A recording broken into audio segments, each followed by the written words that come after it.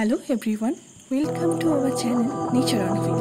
আমাদের চ্যানেলের ভিডিওর মাধ্যমে আমরা নেচারের অপরূপ রূপ ও সৌন্দর্য তুলে ধরার চেষ্টা করি, কিন্তু আজকের ভিডিওটা একটু অন্যরকম। আজকে আমরা নেচারের আরও অন্য একটি রূপ দেখব। এই রূপটা কিন্তু সত্যিই খুব ভয়ঙ্কর। হ্যাঁ, বন্যা। পশ্চিমবঙ্গের বেশ কয়েকটি জেলা ও সেখানকার লোকজনদের প্রায় প্রত্যেক বছরই এই বন্যার সম্মুখীন হতে হয়। আর এটার জন্য মানুষকে যে কতটা সাফার করতে হয়, এটা একমাত্র যারা এই সাফারিংটার মধ্যে দিয়ে যাচ্ছে তারাই জানবে। ফসল ভর্তি চাষের জমিগুলো ডুবে যায় এই বন্যার জলের নিচে। মানুষ হারায় তাদের বাসস্থান, মানুষকে থাকতে হয় অনাহারে।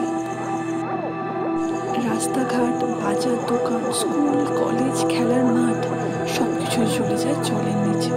মানুষের জীবনে যেন হঠাৎ করে একটা ছন্দপতন ঘটে, আর শুরু হয় বিভিন্ন ধরনের হেলথ ইস্যুস।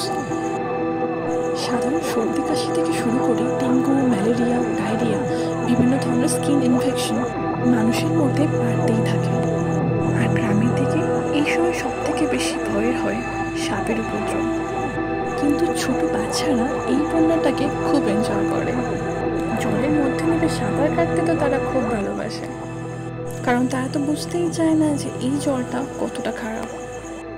আর গ্রামের দিকে কিছু মানুষ যারা মাছ ধরতে বেশ পটু, তারা ব্যস্ত হয়ে যায় মাছ ধরার কাজে।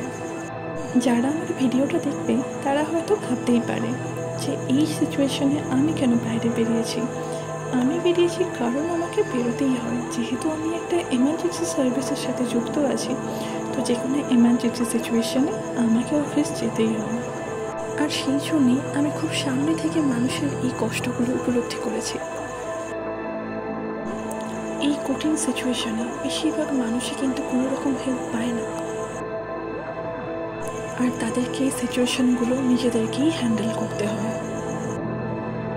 আসলে কী বলুন তো, এই সাফারিংগুলোর জন্য আমরা নিজেরাই সব থেকে বেশি দায়ী। আসলে দিন দিন বিশ্ব উষ্ণায়ন এত পরিমাণে বেড়ে যাচ্ছে যে প্রকৃতি আমাদের ফিরিয়ে দিচ্ছে তার এই রূপ। আমাদের জীবনধারার বদল ও উন্নতির জন্য আমরা ধ্বংস করছি প্রকৃতিকে। আমার মনে হয় আমাদের হাতে এখনও সময় আছে। আমরা চাইলেই আমাদের প্রকৃতিকে তার আগের রূপ আবার ফিরিয়ে দিতে পারি।